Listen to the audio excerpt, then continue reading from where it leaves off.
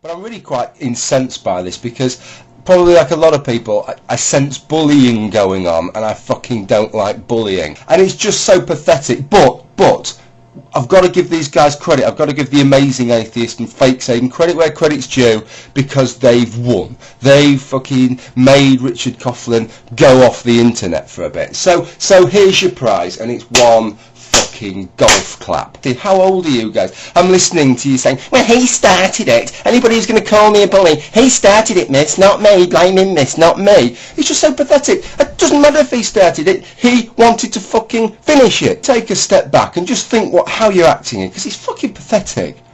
You know, if you don't like this guy, you don't like it, just leave him now. Just leave him. You've had your bit of fun, you know. You've brought somebody down. Well done. Well done. You know, in the UK we have a newspaper. It's called the News of the World. If they can get a story, it doesn't matter what it does to somebody's life. Okay, it just doesn't matter to them. If it's a story, then as far as they're concerned, it's justified. Some recent things on YouTube got me thinking. Would we rather be friends with someone who we think is an overall good person, but might have different religious beliefs than us? Or would we rather be friends with someone who has the same religious beliefs, but overall they're not really that nice of a person? You know, maybe they don't seem like they care too much about other people or morality in general.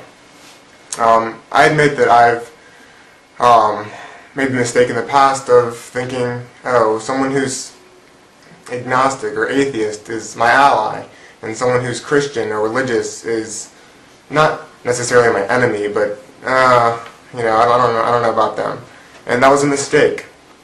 Not all atheists are good. Not all atheists are bad. Not all Christians are good. Not all Christians are bad. And I guess to a lot of people, those statements might seem obvious, but we don't really. A lot of us don't really seem to live with that principle in mind. What I care about are people who are trying their best, skeptical, open-minded, and I guess people who treat me in a good way. People who are nice to me, I want to be nice back to them. And you know, I don't want to support people who are, you know, intolerant of others. If there's a Christian who's preaching hate, I'm not going to just attribute that to having different beliefs because I believe they're preaching hate. But the same goes for an atheist who's preaching hate, or if I feel like they're being dishonest or closed-minded. So, you know, we should apply. Christians should not be closed-minded towards agnostics and atheists. Atheists and agnostics should not be closed-minded towards Christians. You know, I think I've decided that I'd rather be friends with someone who has a different religious belief than me, but is a pretty nice person, than someone who's not very nice and shares the same beliefs as me. Now, freedom of speech is a huge subject, especially here on YouTube, and hate speech is a part of free speech. And the moment you take the tiniest part of free speech away, it is no longer free. It's limited. And why would anyone want to express views and opinions that have to be limited and have to be refined or expressed in a more clean matter to make everyone else happy? I mean, I am a huge advocate for homosexual rights, anti-racist, anything. But I want homophobes and racists, Aryans, to express their ideas, express their views to us. I want them to be able to say exactly what they feel, because that's their right as a human being. But it's my right to criticize them, as is everyone else's. Making hate speech against religion illegal won't solve any problems. Why would religion and speaking out against that be illegal? Why does religion get the blowjob when every other subject merely gets a hand job? And I know that's a terrible analogy, but it's true. Religion gets special circumstances in everything. Why do people feel that attacking a religion is the worst thing in the world? I would rather spend my entire life dedicated to researching evolution or the Big Bang and not finding the answer and saying that comfortably than believing in some magic, omniscient being creating the world in 7 days. Religion has created more wars, killed more people than anything else, even natural disasters. And the moment we all realize that religion should and has to be criticized for what it is the moment we will be closer to making this world a better place. And by the UN trying to take the right away for us to criticize it, aren't they just promoting more hate? And I don't think it's about proving who's smarter. Ultimately, it's about winning hearts and minds, as the old saying goes. The significant difference is that the faithful, and specifically the more fundamentalist segments of Christianity, cannot be convinced by any evidence. Think about that. No amount of evidence will convince them that evolution is true or that the Earth is 4.5 billion years old. They are absolutely beyond reproach. Why? Because evidence has no value when you have faith. If you have reason and evidence, you don't need faith, except, of course, where evidence favors the faithful. Conversely, the atheist in these debates, or non-theist, tends to be more open-minded. Now, I've met a lot of asshole atheists, no doubt, but I know of no atheist who would not immediately become a believer if presented with compelling evidence. Atheists are free to weigh the importance of pieces of evidence and specific arguments. Essentially, we're free to explore, investigate, judge, confirm, deny. Take that Shroud of Turin story I mentioned. Do you think atheists embraced the 1988 conclusions of those 3 laboratories because the results contradicted the faithful? No.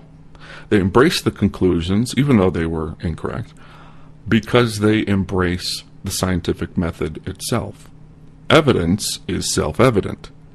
And because the scientific method is set up the way it is, science is also self-correcting.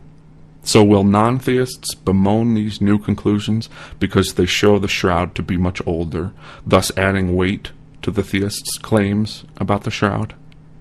Of course not. If anyone could provide verifiable evidence of any supernatural phenomenon, such as third-party prayer being shown to provide demonstrable and repeatable results, I would be extremely interested and excited by the impact and potential of such a demonstration. I suspect that most scientists would as well. Can theists claim the same?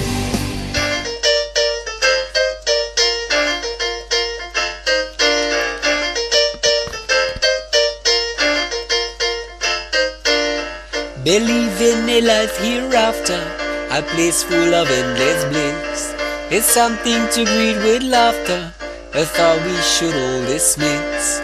To fall down and serve forever, to make sure your life is saved. It's clearly a fool's endeavor, it's more like a life enslaved.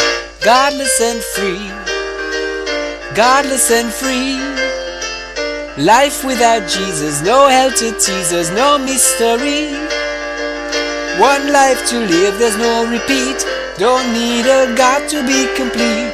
Love one another, there is no other. Godless and free.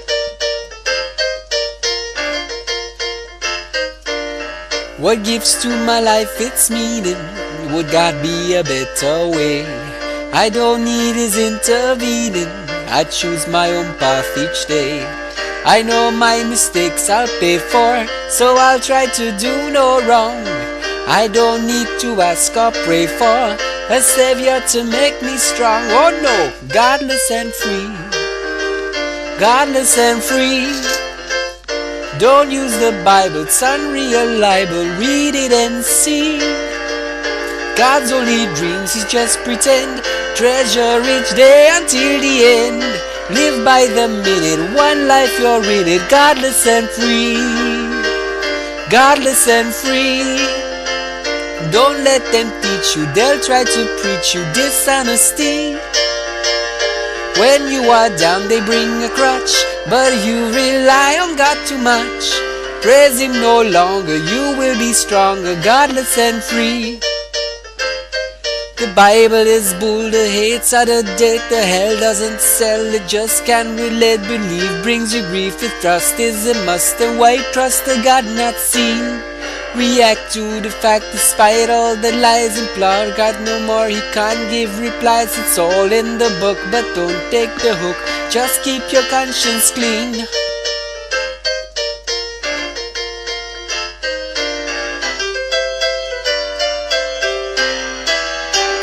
Godless and free, godless and free. Who is to say God hears you pray? There's no guarantee.